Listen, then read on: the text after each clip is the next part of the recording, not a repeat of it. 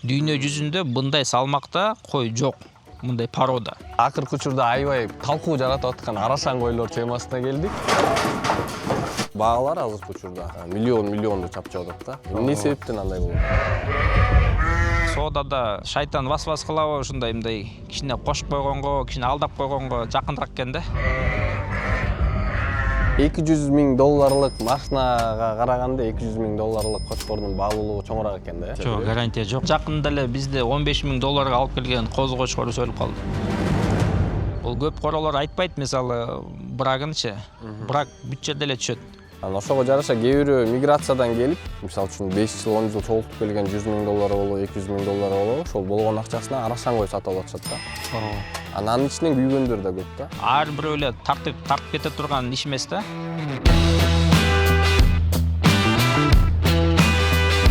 Баарыңарга салам. Кыргызстанда акыркы учурда аябай талкуу жаратып аткан арашан койлор темасына келдик. 200,000, 300,000, кээ бир учурда миллион деген бааларды угуп атабыз. Бул өтө көп акча. Азыркы учурда Сардар байкенин фермасына келдик. Өзүбүздүн суроолорубузга жооп алайын деп. Ассаламу алейкум, Сардар байке. Алейкум ассалам ва рахматуллахи. Биринчиден өзүңүз менен тааныштырып кетесиздерби? Атыбыз Сардар Багышбеков Саидбекович. 1979 жылғы болобуз. Ушу Бешкөлүк Маки айылынын тургуну болобуз. Бишкекте 25 жылдан бери юрист болуп иштеп келатабыз. Анан ушу 10 жылдан бери ушу койго кызыгып чарба менен жүрөбүз, ушу кой менен.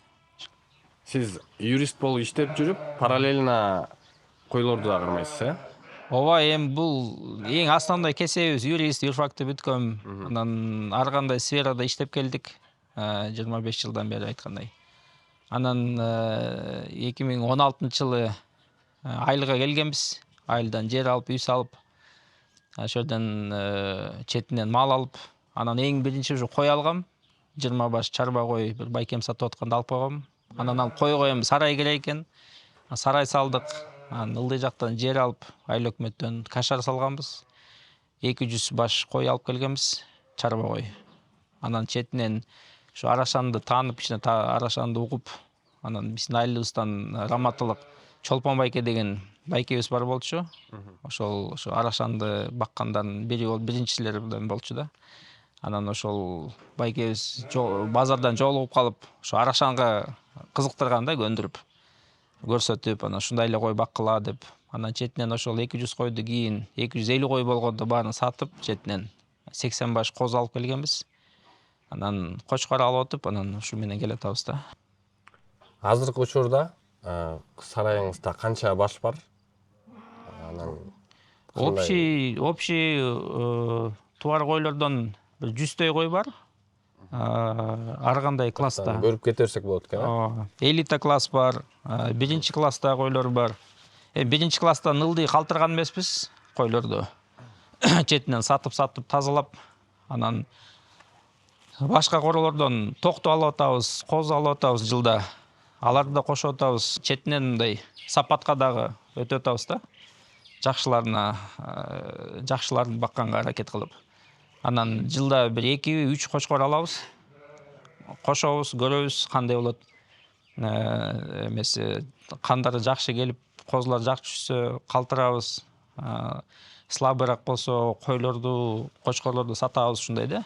Мисалы үчүн бул арашан эт багытындагы койлор болуп эсептелип турабы? Бирок баалар азыркы учурда миллионду чапчып атат да. Эмне себептен андай болуп атат? Бул эми жаңы порода ошондой болот экен да. Бул порода кызыккандар көп болуп атат. Анан бул породадан, бул мисалы бүгүнкү күнү эт май багытындагы дүйнө жүзүндө эң чоң порода деп эсептелет. Салмак жагынан, мисалы 200 килодан ашып атпайбы кочкорлордун салмагы. Бул дүйнө жүзүндө андай кой жок да. Именно ушул породадагы экстерьерный койлор ас болгонунун себебинен кымбат болуп атат. Анткени жакшы койду, жакшы кочкорду алып, андан да жакшы чыгаралы деген королор көп болуп атат. Спрос өтө көп болуп атат. Мисалы Кыргызстандагы эмес, Казакстан, Өзбекстандагы фермерлер арашан багабыз деп аракет кылып бияктан алып кетип атышат. Ошол себептен да кымбаттап болуп кетет. Бүгүнкү күнү мисалы Кыргызстанда 6,2 миллион кой ечки бар болсо, ошонун хотя бы жарымысы арашан же мындай жарым арашан болгондо тонналап эт кошулат да. Ошо жагы менен бул порода бааланат да. Россияда, Казакстанда миңдеп багышат койлорду. Анан 8 ай 10 айында козуларды этке төгөт.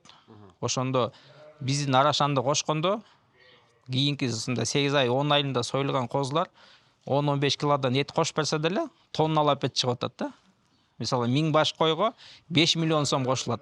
Этинен плюс болот да. Ошондон мисалы 5 миллион сом 1000 башка 1000 козуга кошулуп атса, мисалы 3 кочкор алып барып кошуп койгон стоит да.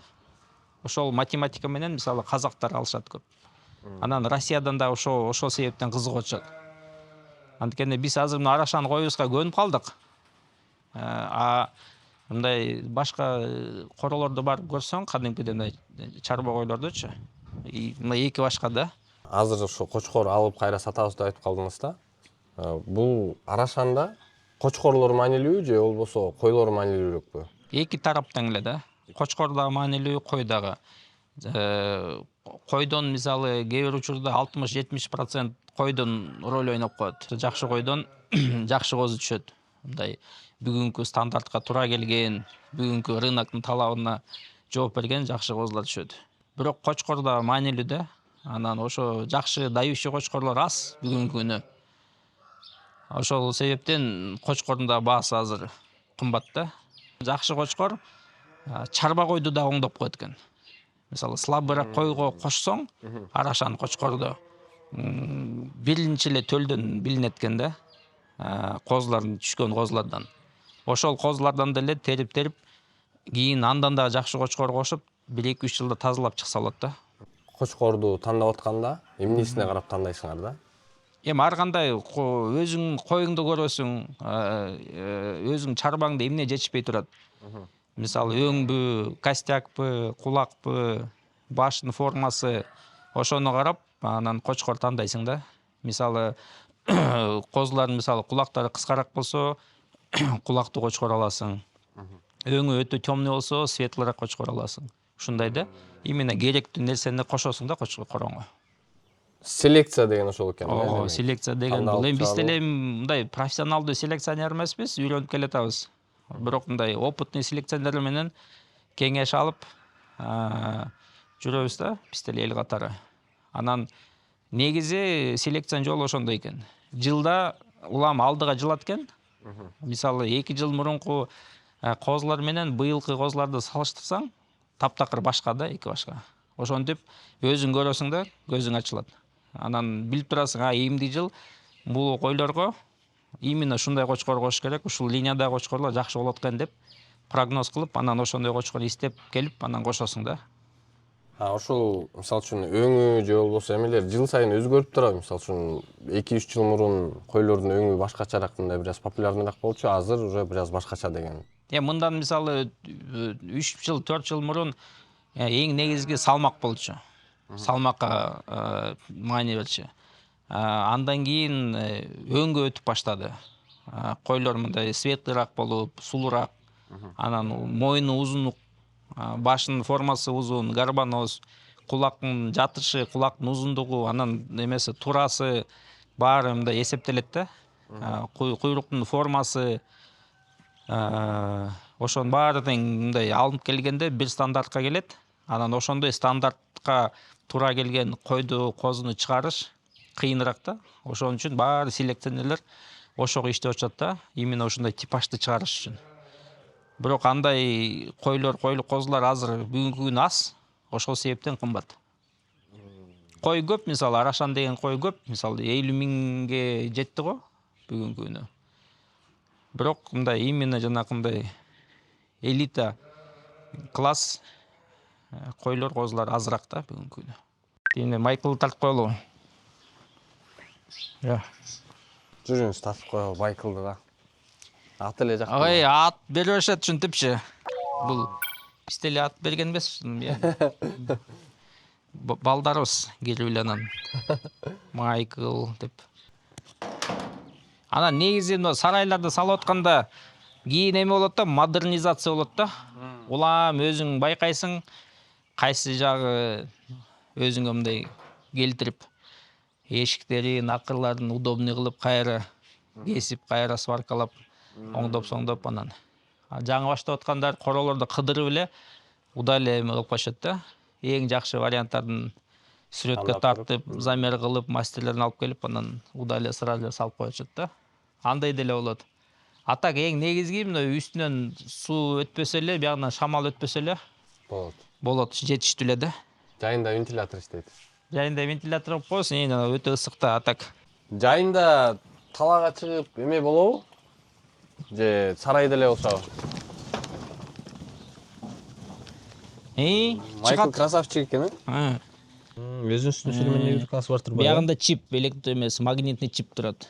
Жана сканер менен өткөндө чиптин номери чыгат, плем картасына тура келет да. Анан көбүнчө мына ошо мойдун узундугу, мынун башынын эмеси формасынан, анан мына кулактын жатышы, ушу кулактын жатышы мына көздөн ылдыйраак болсо жакшы да. Мына мисалы мындай баш түз болгондо кулактын жатышы ошо көздөн ылдый болот.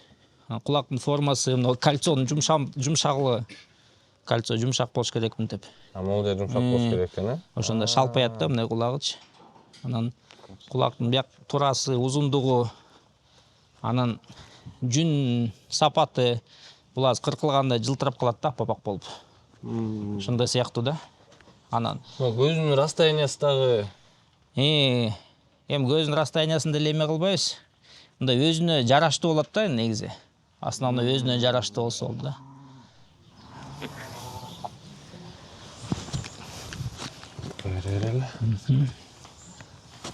Мен жакында эле уктум, азыркы учурда эмбриондор менен да иштей башташты депчи. Эмбрион Кыргызстанда еще өнүгө элек, бирок четинен быйыл түрктөр проект баштап атат, жаңы долбоор. Манас университети менен, анан биздин Кирниш менен. Ошол долбоор аркылуу эмбрион иштетебиз деп атышат. Урукту тоңдуруп, анан койлор менен, кочкорлор менен иштеп, короче, эмбрион кылабыз деп. Ошондой жаңы долбоор чыгып атат. Биз өзүбүз негизи, мен өзүм кором ошо экспериментальный королордун бири болот да. Ошол долбоорго киргенбиз биз дагы. Мен берден бир 30 матка берейин деп атам, кой. Эмбрион иштеткенге. Мен түшүнгөн боюмча, түрктөр өздөрү кызыгып атат да. Эмбрион чыгарып, мүмкүн турса алып барып иштетип көрүшөт да булар дагы. Анан алыс чет мамлекеттерден дагы именно эмбрион сурап атышат. Анткени кой алып барыш кыйыныраак. Биздин кой мисалы даже Россияга официал түрдө кире албайт. Анткени карантинге киргизилген. Ящер сибирский язвалар менен убагында. Ошол карантин чечилген эмес. Чыгарыш кыйыныраак. Стандартизациядан өтпөй калат экен да, демек. Бул ветеринарный карантин бар, ошол алына элек да. Бирок мындай алыс чет мамлекеттер, Европа мамлекеттерден эмбрион сурап атышат. Анткени аякта дагы мындай күчтүү селекционерлер бар. Булар биздин арашаңга кызыгып атат. Эмбрион болсо алып барып иштетип көрөлү деген мааниде да. Жакшы кочкор алып келдиңиз. Коюңуз дагы абдан жакшы да. Бул сизге гарантия береби? Мында ушундай жакшы козу чыгат, бул козуну мен абдан кымбат сатам деген гарантия береби? Гарантия жок. Негизи арашаны баштап аткан күнү деле, азыр жаңы баштап аткандар көп болуп атпайбы? Жаңы баштап аткан күнү деле эч ким гарантия бере албайт. Бул селекционный процесс мындай жөнөкөй иш эмес да. Вроде жакшы кочкор алып келесиң, жакшы койго кошосуң, бирок түшпөй калат. Ойдогудай болбой калат. Же именно ушул линияда кочкор, бул линияда койго келишпей калат кандарычы. Ошондой дагы учурлар бар.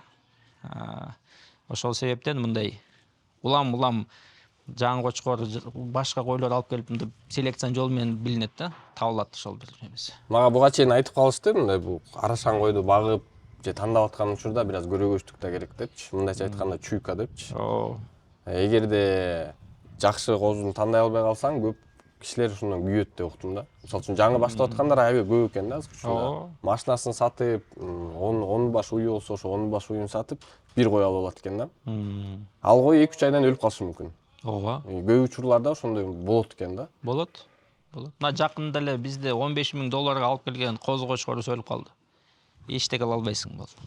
Бул кой болгондон кийин, мал болгондон кийин ооруйт, өлөт. Ошону дагы ойлош керек да, ошону көтөрө алабы киши, чыдай элеби ошогочу. Буга дагы мындай мындай айтканда дух керек да. Ошондой багы алып келип багып, анан вдруг өлүп калса ошого тобокел кылыпчы. Козу кезинде кандай критерийларга көңүл бурасыңар? Мисалы үчүн могул козу азыр чыкты да. Ушул козу мисалы үчүн 200 килограммдыкы болорут экенин кайдан билесиздер? Агайым андай эч ким кепилдик бере албайт. Бул козу кезинде алып атканда бул да риск да. Мына сиз айткандай бул какой-то бир чуйка болот да, интуиция. Эмне себептен ушу бир козу жагып калат өзүңөчү. Буга чейин көп эле мал көрөсүң да, козу көрөсүң, кой, токту көрөсүң, анан бир момент бирөө жагып калат. Бир козу жагып калат. Анан баасы келишсе аласың. Бирок кантип чоңоюп берет, кийин кандай кочкор болот, кочкор болгон күнү деле кийин кандай козу чыйтайт, эч ким айта албайт да. Бирок көрөсүң да, мисалы энесин карай көрөсүң, кайсы кочкордон түшкөнүн көрөсүң, линияларын мындай изилдейсиң. Бияк линиядан да жакшы кой келатат, бияктан дагы жакшы сапаттуу койлорду көрөсүң, анан ошого мындай мээлеп аласың да. Примерно атасы же энесин тартса жарайт деп. Ошол бул атасынын кулагы жакшы, бул энесинин костягы жакшы деп, анан ушу козусунун эмеси келбетин көрөсүң. Анан мындай мээлеп эле аласың да. Мисалы үчүн ошол линияларды карап атканда ар бир койдун өзүнүн документтер жөнүндө айтып калдык. Койлордун мисалы үчүн бул айтат bunun линиясы, ошонун баары документалаштырылганбы? Документация банитировка менен кылынат.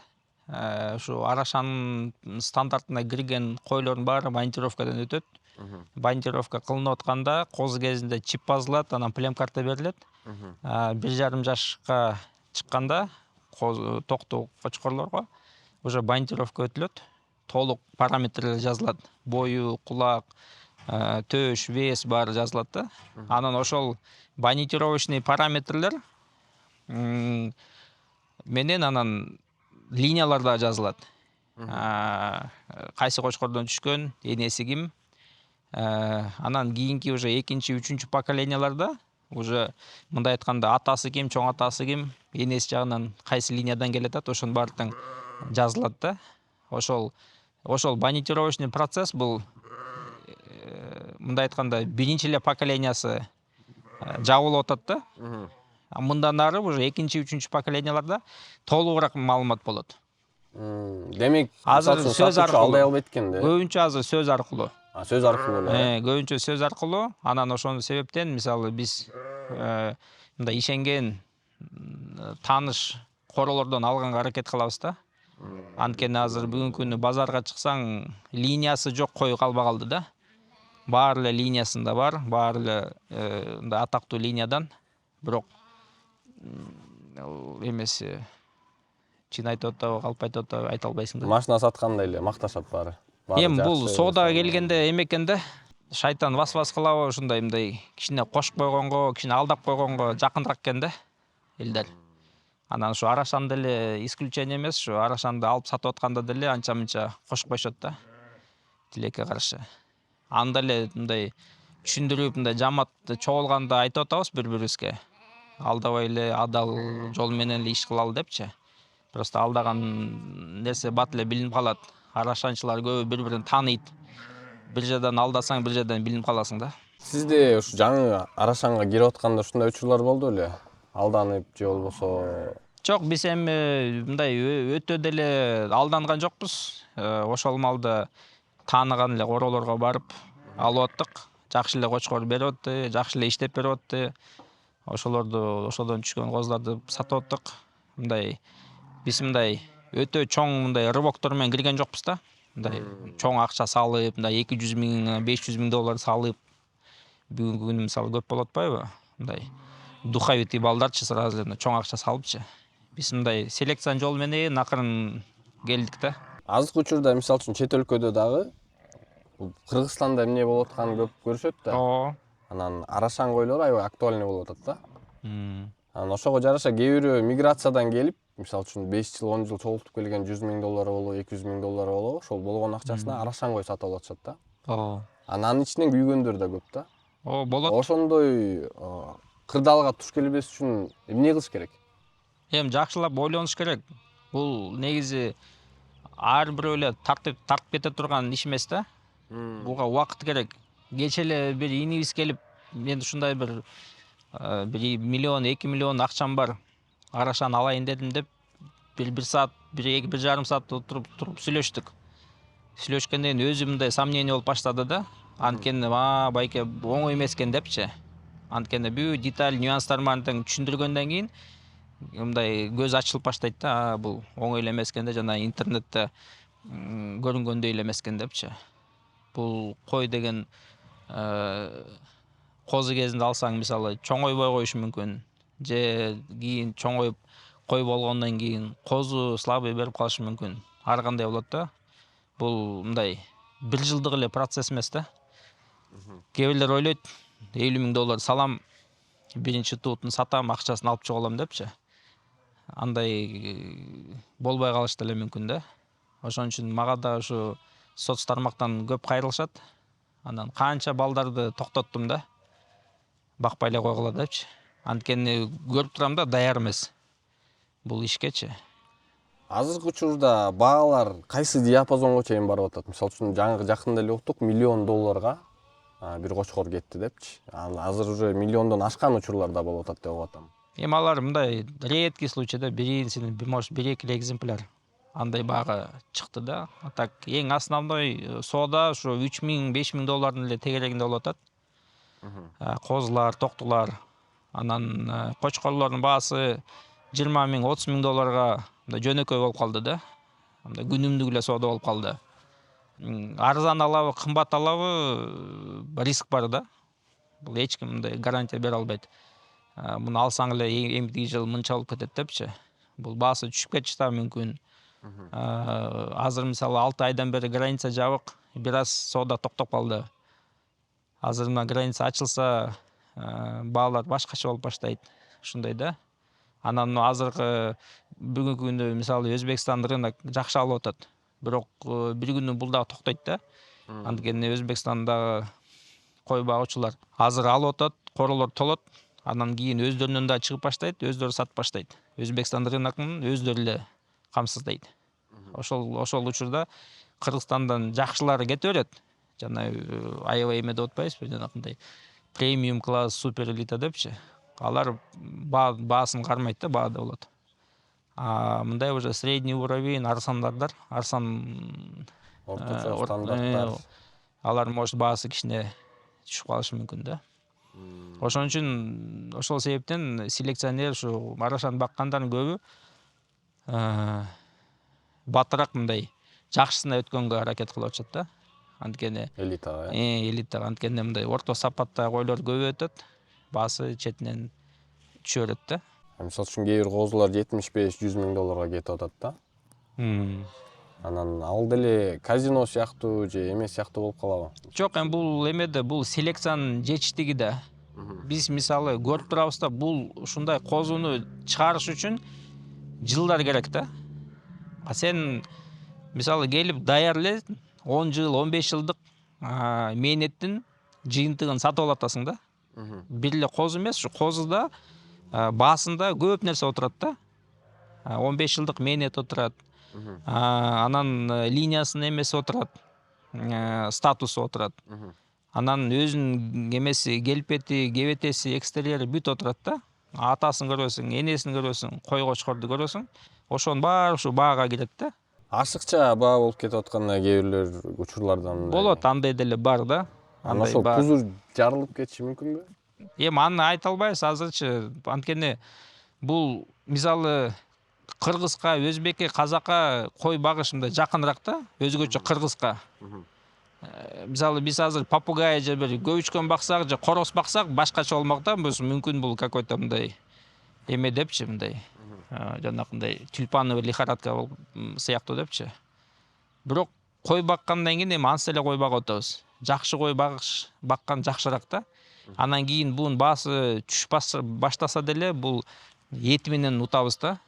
Этин эмеси менен, салмагы менен, этин выходу менен утабыз. Мисалы азыр айтып атпадымбы, 6,200,000 Кыргызстанда кой эчки болсо, ошонун бир жарымысы арашан же ошо мындай чала арашанга жетсе деле Кыргызстан утат да, элибиз утат. Анткени азыркы койду сойсоң бир 18 кило, 20 кило эт чыгып атса, бул койду сойсоң бир 50-60-70 килога чейин эт чыгып атат. Мисалы ошол жагынан да утабыз да. Жалпысынан алганда демек пайдалуураак болот экен да. Өтө аябай пайдалуу. Ошол себептен ошону билип туруп анан алып атышат да. Мына Өзбекстанда бул жөн эле алып атышкан жок булар, любительдер. Бул мамлекет тарабынан колдоо болуп атат. Анан биздин тилекке каршы биздин мамлекет буну жакшы карабай атат. Азыр бүгүнкү күнү Арашан пароодо жалаң эле ушу жеке фермерлердин күчү менен эле келатат. Өзбекстанда бир моментте өкмөт ушундай киришет, керек болсо булар самолет менен ташыйт да, Европа жана башка мамлекеттерге алып барып выставкаларга катыштырып, ошол жактан контракт түзүп, анан ошол жака айдайт да. Мамлекеттен азыр сизге кайсы эмне жактан жардам керек болуп атат же кызматташуу? Мамлекеттен биз мисалы каражат жагынан деле сурабайбыз, анткени барсак эле силер арашанчылар, силер акчаңар көп деп түртүп коет да. Жанагы миллионго сатылган акчалардын баары биздин кассадан өткөнсүп. Коомдун деле акчасы жок. Коом канча жылдан бери нулевой баланс менен эле келатат.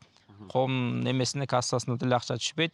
Бандировкадан түшкөн акча ал выставка, жанагы эл аралык выставкаларга кетет.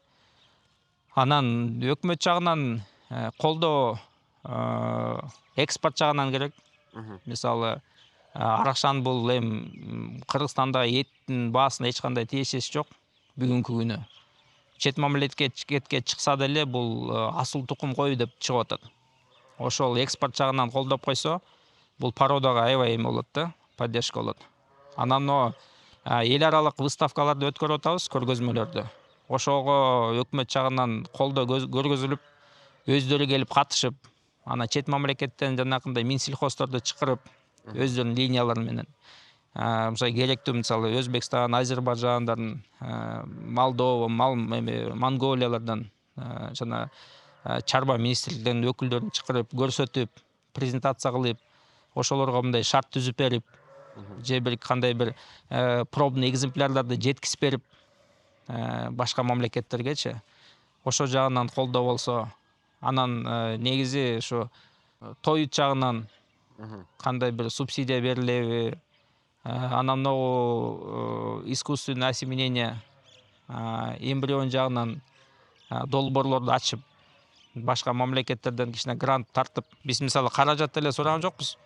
Мындай политический поддержка тышкы мамлекеттерге легалдуу экспорт ачып бергиле деп суранып атабыз.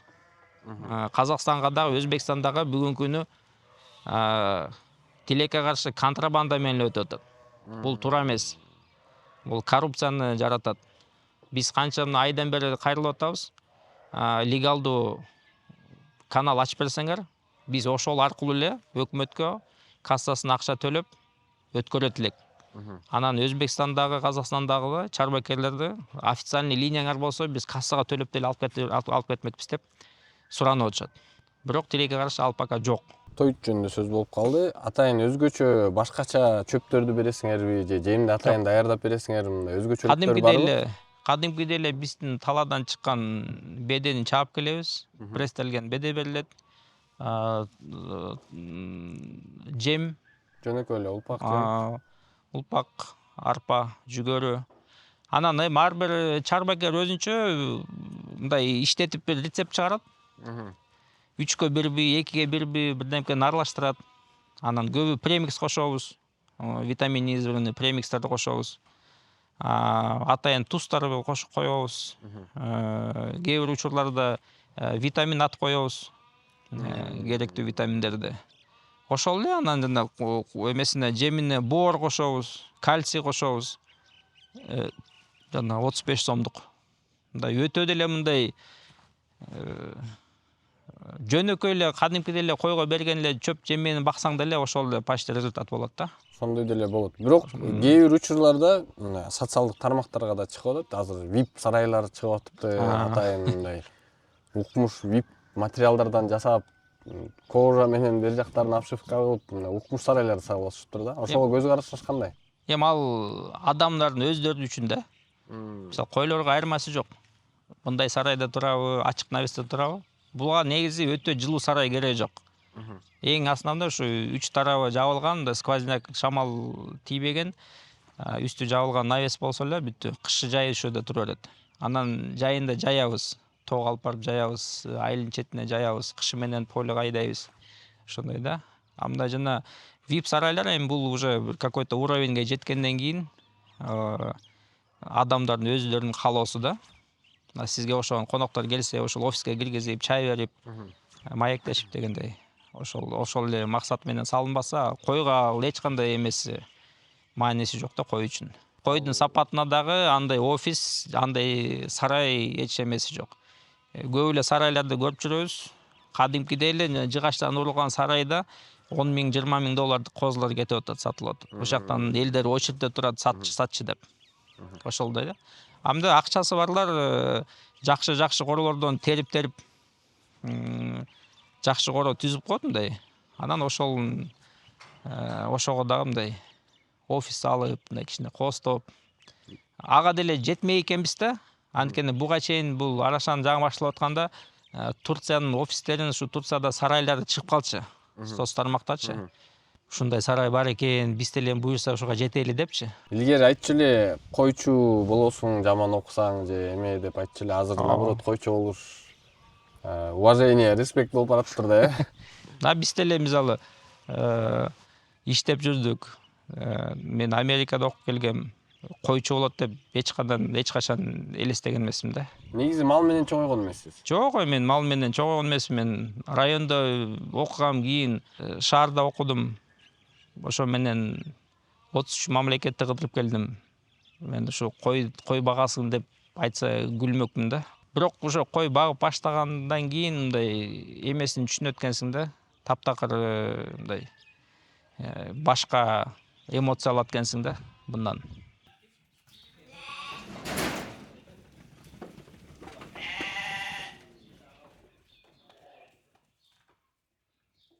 Америкада деле жүрдүң, жанакындай элитный мектептер бар го. Гарвард, тияк-бияктар, байлардын балдары окуйт эме болот. Бирок болбой эле каяктан бир какой-то бир штаттан бир эме чыгып калат да. Билл Гейтс чыгып калат, Стив Джобс чыгып калат, Илон Маск дегендер чыгып калат да, мында уникумдар. Анан гарантия жок да, сен жана Кембриджде окуп, кийин Гарвардда окугандан кийин мындай гений болуп кетесиң депчи. Мисалы үчүн сизде жакшы бир кой бар. Бирок кочкору бир аз слабыйраак. Сиз ошол $200,000 же $400,000 кочкорго алып барыш үчүн ага акча төлөйсүңөрбү, кандай болот? Биз төлөбөйбүз, биз катышыбыз жакшы эле. Балдар бирден, экиден кой качырып кетти эле улсат берет, анан ошодон койлорду тандап алып барып кошобуз да. Жакшы $100,000 кочкорлорго алып барабыз да. Өзүмдө мисалы эмем бар, списогум бар.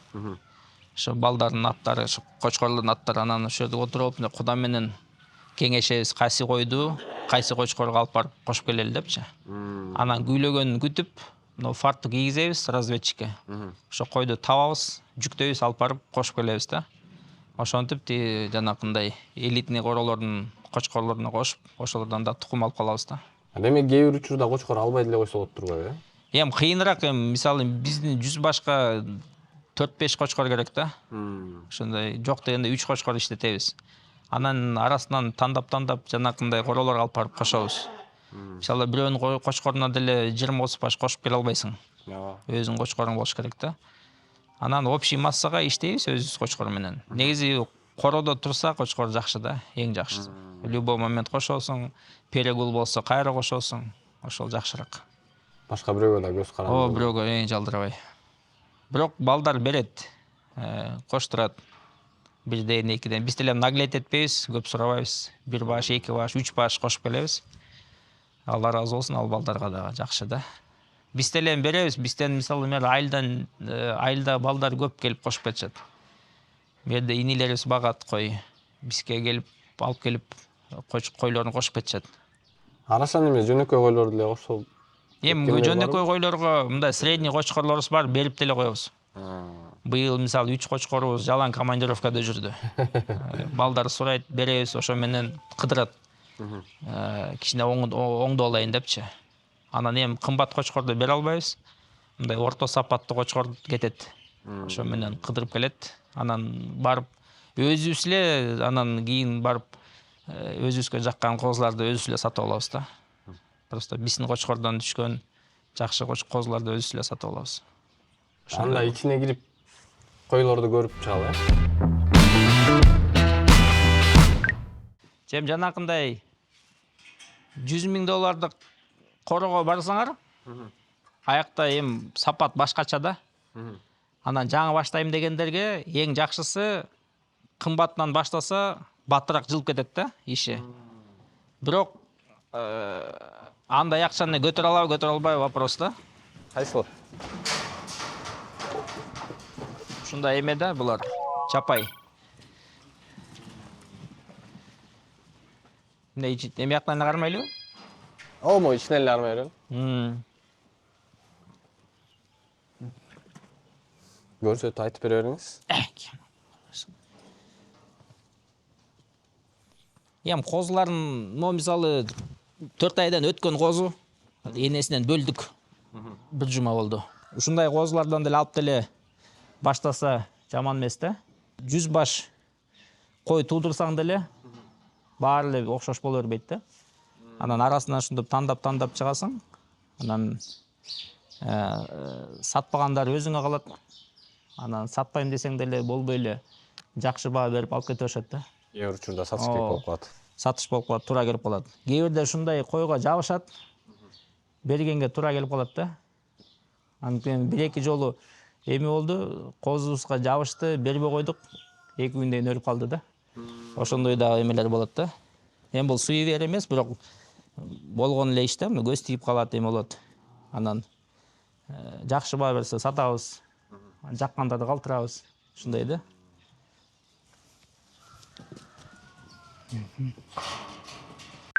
Мисалы үчүн жаамат деп айтып калдыңар.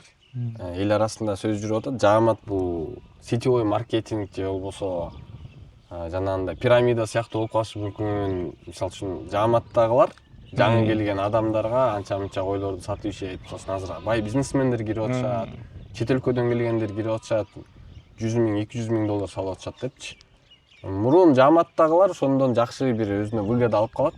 Жаңы киргендер көп учурда мындай пирамида сыяктуу айтканда жеп калат дегендей эле маселе болуп атат. Пирамида сыяктуу. Эми аны деле көрдүк. Казакстанда антипирамида деген бир коом бар.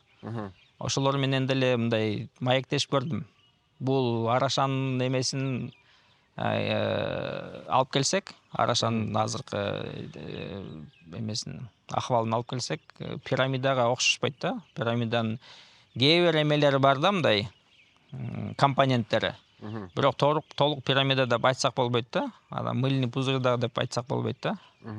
Анан бул мисалы жааматта жаңы келген адамдарга бирөө сатса, ал эч качан мындай процент аркылуу эме кылбайт да. Жана пирамидада негизи эмеде процентный ставкада. Жаңы киргендер өйдө жакка процент төлөйт, ошо менен өйдө жак өсө берет капиталы. Жаңы баштагандар только иштейт, анан өйдө жакка акча жибере берет да. Бизде бул сферада андай жок. Мындай айтканда мындай горизонтальный отношения да. Жаңы баштоочу келеби, опытный селекционер болобу? Түзмө-түз өздөрү жеке соодасын кылат да. Эч ким киришпейт, эч ким кандай бир процент албайт, эч жака бир процент бөлүнбөйт, же коомго бир какой-то бир проценти бөлүнбөйт. Общий жааматтын кассасына процент бөлүнбөйт. Жеке один на один соода болот да. Мисалы, силер баштайм дейсиңер, мага келесиңер, менден козу аласыңар, акчасын мага бересиңер, мен козу берем, силер иштейсиңер, ошондой эле да. Бул жааматтын түзүлүшүнүн себеби бул ушу райондо болгон арашанчылар бири-бирин таанып, бири-биринин короолоруна барып, кеңеш сурап, тажрыйба менен бөлүшүп, анан чогуу анча-мынча ишти алып барганга эле жанагындай выставка, районный ярмарка алып барганга, же мисалы эл аралык выставка болсо сүйлөшүп, ушу райондон эң жакшы экземплярларды тандап, веске салып, анан ушундай бир 5-6 экземплярды эл аралык выставкага чыгарыш максатында эле да. А так общий кассабыз бар, бирок ал общий касса отурган жанагындай чай ичкенге кетет. Анан выставка же жанагындай ярмаркалар өткөргөндө ошого төгөбүз да. Жаңы баштап аткан арашанчыларга кандай кеп кеңештерди бере аласыңар? Эми кеңеш берейин десең, кеңеш көп эле. Бул эң негизги жана сиз айткандай бир наставникпи, бир советник эле тандап буга чейин арашаны багып келген бир экспертти таап ошо менен баштаса, ошо менен кеңешсе жакшыраак да. Анан ошо менен чогуу кыдырып алам деген козуларды көрсөтүп, анан любой жерден козу жаккан күнү деле удале алып албай, мындай кичине ойлонуш керек да. Бир нече короону кыдырып, анан жаккан эмеси жыйынтыгы чыгат да. Эң негизги биз 2 рекет намаз окуп, истихора кылып анан баштайбыз да. Анан ошондон анан алгандан кийин уже кебебеш керек да. Бекер алып турам анан тигиби деп. Просто анан адамдын өзүнүн мнениясы болуш керек да. Анткени азыр советниктер көп, мындай тышкы внешний советниктер. Анан келип эле эме кыла берет да. Өзүң ниетиңди буза берет. Өзүң мындай твердый мненияң болуш керек да. Ошо именно ушу какой-то бир максат коесуң, анан ошо менен акырын жылы бересиң. Анан жыйынтыгы результаты өзүңө жакса, анда жакшы. Анан бир эле ойдон бир ойго эле ооп кете бербейчи. Бизнес катары дагы көп ушу Америкадан чалышат, чет өлкөдө, Европадан чалышат, ушундай. Арашаңын эмне экен, кандай экен деп сурашат да. Кыргызстанда арашан болуп атыпты депчи. Оңой иш эмес да. Башынан эң биринчи совет бул оңой иш эмес. Мындай бир жылда эле болуп кете турган неме эмес да. Мээнет керек. Мээнет керек. Же аябай чоң акча салыш керек. Аябай чоң акча салып, удале жанагы элита менен элита алып эле кошуп эле элитага чыгып кетсең болот да. Бирок ага чоң акчадан чоң күйсөң да болот, Чоң күйсөң да болот, ал дагы бар да. Бул тоже эме да, балдар рисковать этип атат. Бүгүнкү күнү мен мисалы канча кыдырып жүрөм королордо. Мындай арашаны алып, багып күйгөн балдарды көрө элекмин да. Мындай чын айткандачы. Баары эле алдыга эле жылып атат. Плюс да эле да баары элечи. Азыр бирөө айткандай, азыр саткан киши эмеде да. Только сатып алган адам утат депчи. Саткан киши анча утпайт деп азыр. Потому что саткан күнү карасаң уже жарым жылдан кийин сен эле козуларың 2 эсе кымбат сатылып атат. Же сен мисалы $2000 сатсаң, жарым жылдан кийин карасаң ошол эле козулар $5000 турат. Сен уже бага ала албайсың. Ошондой да, улам алдыга жылып атат да. Бул мисалы машина жылда арзандап атпайбы? Бул арашан наоборот жылда кымбаттап атат да. Мисалы үчүн асыл тукумдуу жылкыларды баккан вакилдер менен сүйлөшүп калдык арашан жөнүндө. Алар айтышат, биз жылкыларыбыз скачкага барат, аламанга чыгат же болбосо көк бөрүгө чыгат депчи. Алар айтышат да, арашан койлорду биз түшүнбөйбүз дейт да. Эмнеге багышат? Ал эт багытында. Эт 200 килограмм алып келет, бирок баасы $200,000, $150,000 чейин чыгып атат. Кээ бир учурда $1 миллион чейин чыгып атат депчи. Алар мындай күлгөндөй айтышат да, вообще түшүнбөйм ушу адамдарды депчи. Буга кандай карайсыз? Бул койго кызыккан адам гана түшүнөт да. Койго кызыккан адам түшүнөт. Анан кой баккан өзүбүзгө жакыныраак. Анан кой багыш оңоюраак. Мисалы мерден 20 баш жылкы багыш өтө кыйын да. 20-30 баш кой оңой эле баккан, балдар деле багып коет. Анан бул асыл тукум, ушу арашандын асыл тукумдуулугу бааланат да. Мисалы дүйнө жүзүндө эт май багытындагы салмак жагынан эң чоң кой деп эсептелет. Дүйнө жүзүндө мындай салмакта кой жок, мындай порода. Экономикага салышсак деле, салсак дагы, мисалы Өзбекстандагы мисалы 26 миллион кой. Ошол койдун жарымысы эле арашандай болуп берсе, булар тонналап эт жагынан утат да. Бул жана продовольственный безопасность деп коет, ошо жактан дагы өтө чоң маанилүү нерсе. Ана ушу пандемиянын убагында дагы элдер түшүндү да, эң негизги адамга мындай базовый потребность эмне экен? Бул продовольственный безопасность. Жана айткандай, көбүчкөн же тоок баксак, элитный. Анан жанагындай $40,000-$50,000. Анысы деле сатылып атат бүгүнкү күнү, көбүчкөндөр $20-30,000 сатылып атат. Мен атайын көбүчкөн выставкасына барып келдим да, көрүп, ошолор менен сүйлөшүп, председатель менен сүйлөшүп, действительно ошондой баалар бар экен. Анан көбүчкөндү мисалы действительно эчтеке кыла албайсың. Канчалык баксаң деле көбүчкөн болуп калат. Бирок көбүчкөндү түшүнгөн адамдар $20,000-$30,000 алып атышат алар делечи. Кой эми жакшыраак да, кой. Жок дегенде этке союп жейсиң да. Болбой калды экен да. Ооба. Анан кээ бирлер мисалы 100 000 сомдук кой алып алып анан эмнеге менде 5 000 доллар же 10 000 доллардык козу түшпөйт деп таң калбасын да. Коюна жараша, кочкоруна жараша козу болот да. Анан ошого жараша баасы чыгат. Элита кой алам десең, жанакындай кымбат козу түшүрөм десең, ага жанакындай селекциялардын эң өйдө жактагы малды алыш керек да. Ага тоже кимдин акчасы жетет, кимдин акчасы жетпейт да. Бирок арашаны багам дегендерге любой эме менен баштаса болот да. Мисалы мен жалпы айтам, ошо кой баккандар андан көрө четинен арашанга өткүлө дейм да. Сөзсүз өтүш керек. Не обязательно койдун баарын сатып арашаны алып. Андай деле болот, бирок ага деле көбүнүн духу жетпейт. 1-2ден аралаштырып. 100 кой сатып, мисалы 5 кой алып койгонгочу. Бирок четинен жакшы кочкор кошуп, четинен алып сатып тазаласа болот да. Акырындык менен. Арашанда көп нерсе бар да. Баасында көп нерсе отурат. Биякта адамдын нафсиси отурат. Керек болсо да көрө албастык да отурат. Эме болот. Статус отурат. Текеберчилик да отурат. Линия менен иштегендер бөлүнөт. Анча бири-биринин линияларын жамандашат. Чыккан сүйлөгөн блогерлер деле кээ бирлер жакшы көрөт, кээ бирлер жаман көрөт. Ошондой да көп нерсе бар да. Бул баарлар мындай састарына көргөндө идеальный болуп көрүнөт. Көп нерсе бар да мында дагы. Кыргызда мындай бар го. Бирөө өзүнүн иши жакшы болуп, эметип баратса жашырынып эле, мындай айткысы келбей эле.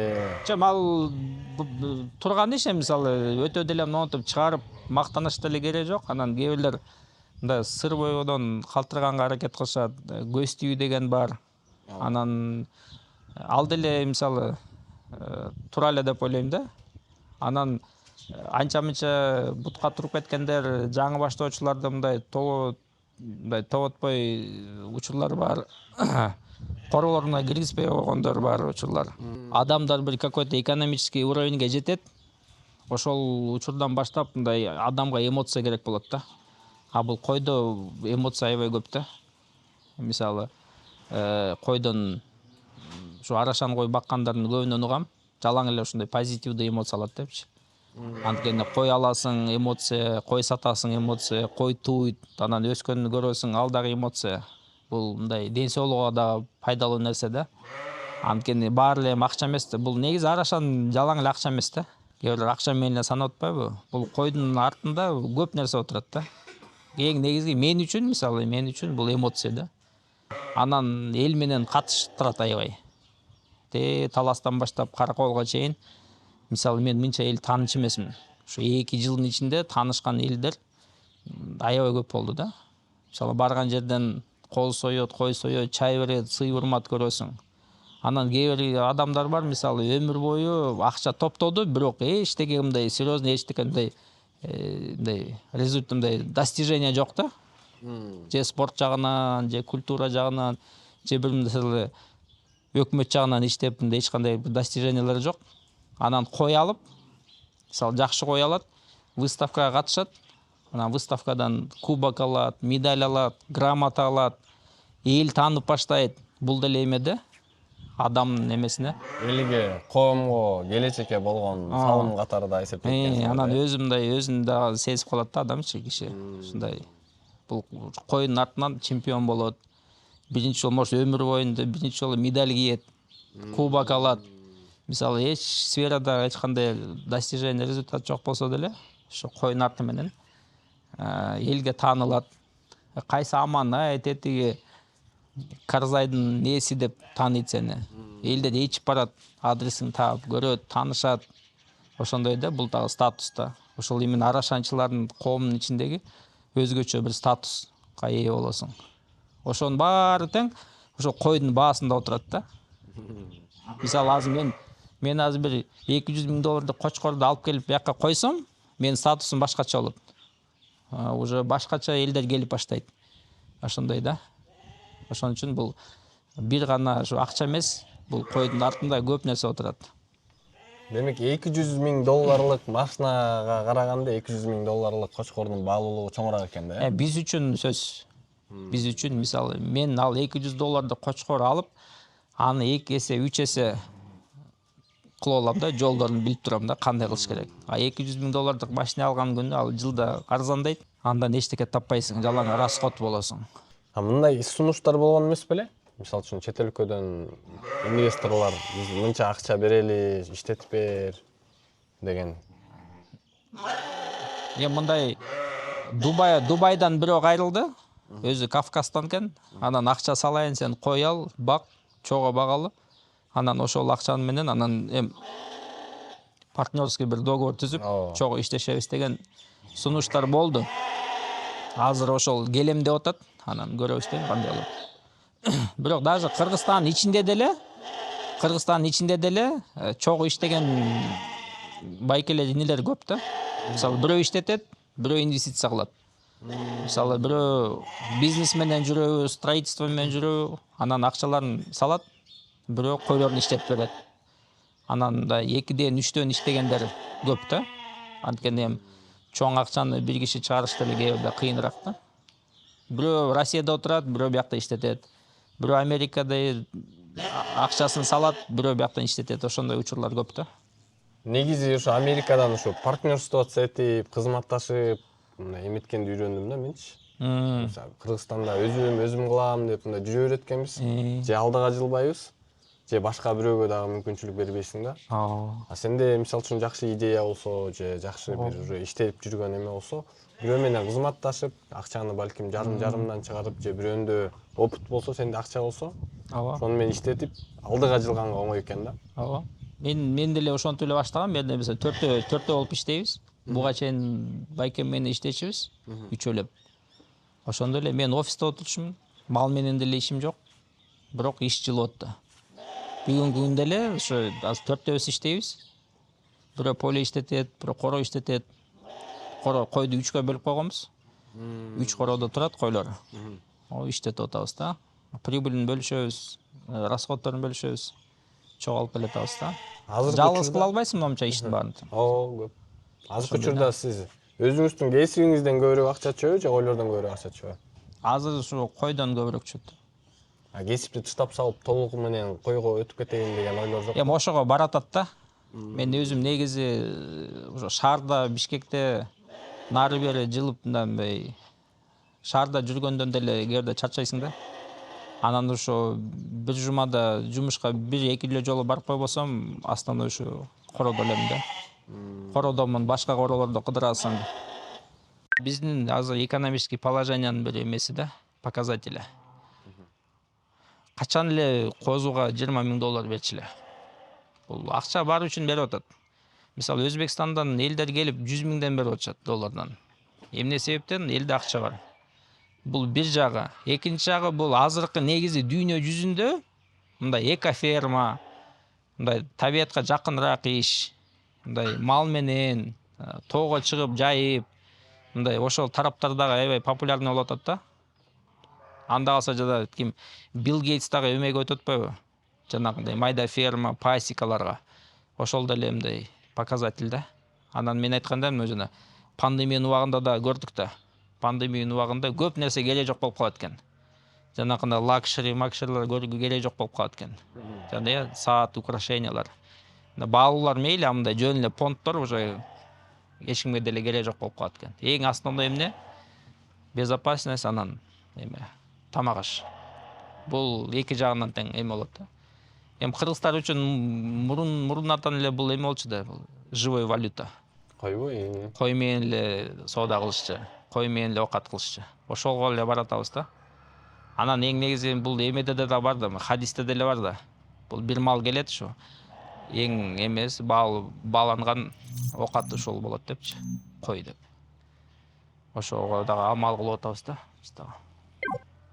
Макул, чоң рахмат Сардар байке. Макул. Чарбарыңыз өркүндө өсө берсин. Койлоруңуз чоң рахмат, Алла разы болсун.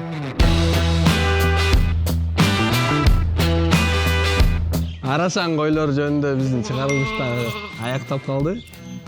Сөзсүз түрдө катталып жана лайк баса кетиңиздер. Көрүшкөнчө